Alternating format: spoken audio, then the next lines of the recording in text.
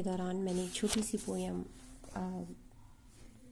लिखी है। अगर आप सबको पसंद आएगी तो प्लीज़ लाइक एंड सब्सक्राइब कीजिएगा और इस पोयम को आगे बढ़ाइएगा।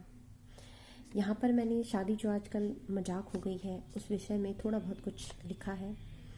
बड़ी खुशी होती है जब किसी घर को एक अच्छा सा जवाई मिल जाता है, तो बड़ी अपेक्षाएं होती हैं उस लड़के से कि हमारी लड़की के सुख दुख में वो हमेशा आगे खड़ा रहेगा।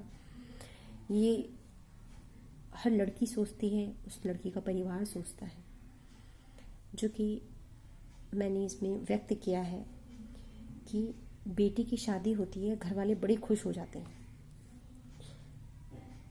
अब यहाँ पे जो लड़के की माँ है वो अपनी कल्पनाओं में इस तरह सोच रही है कि बहू आएगी घर पर, अच्छा दहेज वो लाएगी, रोटी देगी फूली फूली, वो घर का काम बजाएगी। यहीं पर ससुर जी का भी चल रहा है कि वहीं ससुर को टाइम टाइम पर पानी का गिलास हाथ में दे, बेटी आए उनकी तो उन पर मक्खी भी ना लगने दे। हुई यहीं पर दूरियों की बेटे बहू की शुरुआत। अब देखो शादी हो गई है, लड़की घर में प्रवेश कर चुकी है कि अब काम पसंद ना आए सास को, बहू से है बड़ी परेशान, लगे फोन पर फोन घुमाने दिल्ली बम्बई और मद्रास।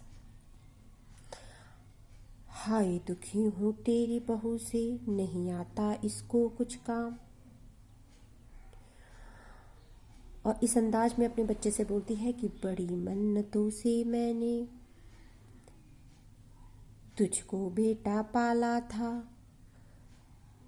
सोचा था अच्छी बहू मैं तेरे लिए लाऊंगी, सेवा करेगी मेरी वो, बस मैंने इतना चाहा था।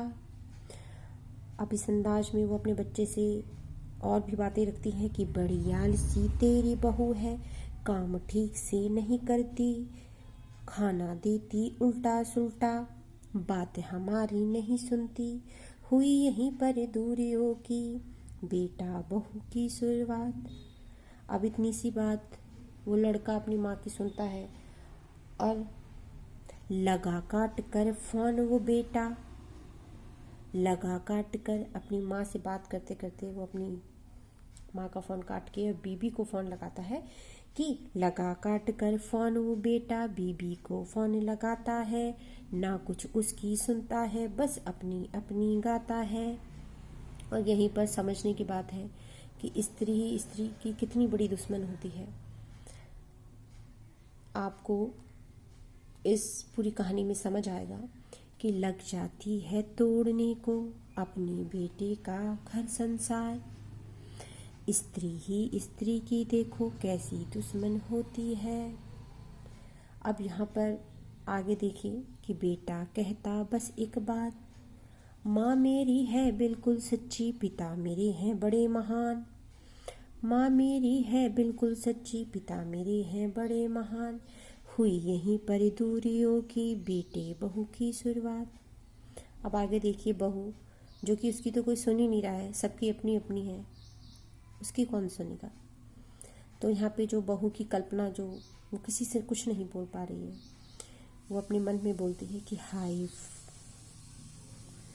कि किसी से कुछ नहीं बोल पाती और बोलती है हाय फंसी मैं कैसे अब, किस किस को दूँ मैं अब ये जवाब, जाती अगर मैं माँ के घर तो माँ समझा कर भेजेगी। कोई भी लड़की जब अपनी परिस्थितियों से, अपनी ज़िंदगी से थक हार के जाती है तो उसके दो ही घर होते हैं, एक माँ और एक का घर और एक ससुराल। माँ के घर जाती है तो वो बोलती है कि जाती अगर मैं माँ के घर तो माँ समझा कर भेजेगी, यही होगा मंजूर खुदा को, भाग्य में लिखा तू झेलेगी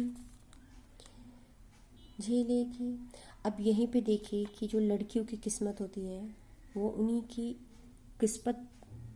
किस्मत में छोड़ देते हैं, उनको उस हर हाल पे छोड़ दिया जाता है। और यहीं पर मैं अपनी कविता के माध्यम से उन तमाम लड़कियों को संदेश देना चाहती हूँ अपनी कविता के माध्यम से लड़कियों को ये संदेश देना चाहती हूँ कि ऐसी ही होती है स्त्री, तेरी जिंदगी की शुरुआत। हो जाओ तुम कामयाब खुद से, तुम स्त्री तुम जीते जाओ। नहीं भरोसा करो किसी का, तुम अपनी पहचान बनाओ। घुट घुट कर तुम मर जाओगी, शादी करके पछताओगी। घुट घुट कर तुम मर जाओगी, शादी करके पछताओगी। मोह माया के चक्कर में ना फंसकर, मोह माया के चक्कर में ना फंसकर, अपनी खुशियाँ ढूंढो तुम। इस कलयुग के जीवन में प्यार ढूंढने चले हो तुम। अगर आप सबको मेरी पोएम पसंद आई हो तो प्लीज़ लाइक एंड सब्सक्राइब करना मत भूलिएगा। धन्यवाद।